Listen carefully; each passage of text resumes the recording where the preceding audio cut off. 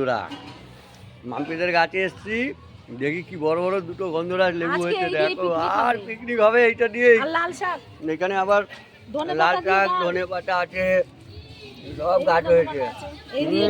এই যে কাকিরা সব আছে, এই যে পিকনিক করবে। গাছের লেবু দিয়ে হবে ডাল।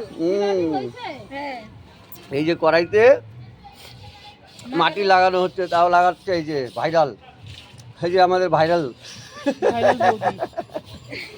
ভাইরাল বোন, এই যে কাকি মাম্পিদের ছাতে এখানে সব কাটাকাটি হচ্ছে।